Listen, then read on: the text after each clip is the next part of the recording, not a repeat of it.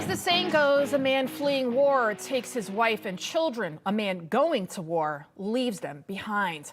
That is why I am confident in telling you that what is happening at our southern border, it is a mass invasion. One look at the people pouring in, and the overwhelming majority are young men of military age.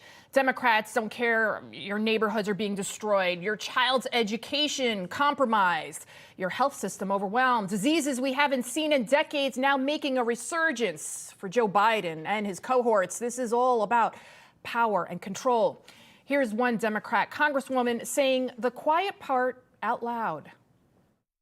I'm from Brooklyn, New York. We have a diaspora that can absorb a significant number of these migrants. And when I hear colleagues talk about, the doors of the inn being closed, no room in the inn, I'm saying, I need more people in my district, but just for redistricting purposes. And those members could clearly fit here.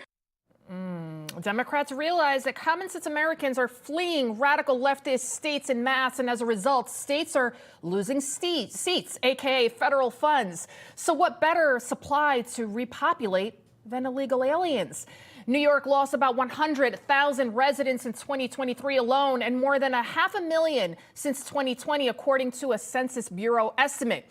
As a result, New York could lose 3 congressional seats by 2030. The once booming golden state of California is now losing so many people, it could lose 4 seats. The plan for an illegal takeover began long ago, but why is it in overdrive? Why? The inner city, once a Democratic stronghold, is waking up. Here's a clip. Tech CEO Elon Musk tweeted just yesterday. Are you aware that there are immigrant advocates at state houses all over this country who are advocating for non-citizen voting in local elections? What if that happened here? That would change the mindset of what we as a black community need to thrive here in Chicago.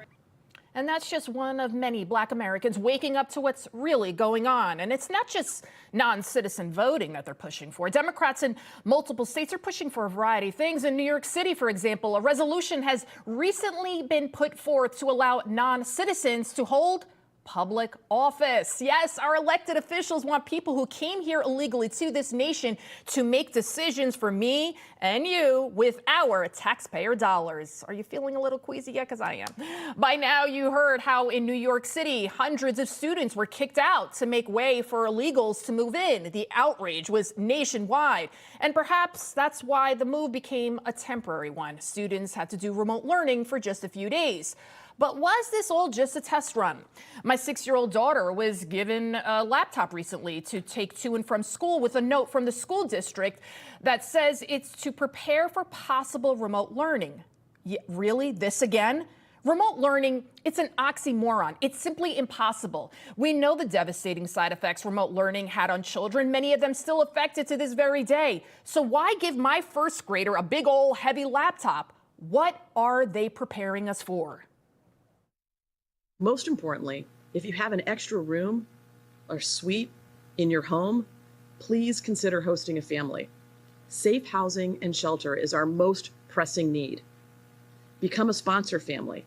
You can contact the Brazilian Worker Center for more information on how you can step up if you're willing to have an additional family be part of your family.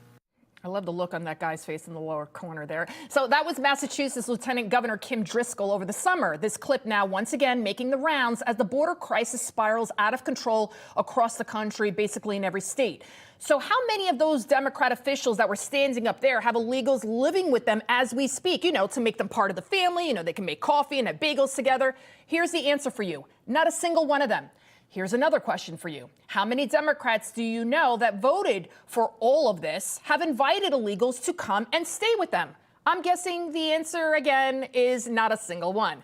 It doesn't just feel like illegals are being prioritized over Americans. It is now an undeniable fact. In California, illegal aliens will get free health care along with housing, etc., courtesy of our taxpayer dollars. California, it's the first state, but I guarantee you this will not be the last. And if they want a sex change, that's on me and you too. Yet Americans, they're dying over 100,000 a year due to drugs alone. Joe Biden, he could shut down the border on the fentanyl crisis alone. Country rock star Jelly Roll testified before Congress on Thursday. The former addict and dealer gave an impassioned speech. I've attended more funerals than I care to share with y'all. This committee, I could sit here and cry for days about the caskets I've carried of people I loved dearly, deeply, in my soul, good people, not just drug addicts, uncles, friends, cousins, normal people. Some people that just got in a car wreck and started taking a pain pill to manage it. One thing led to the other. And how fast it spirals out of control, I don't think people truly understand.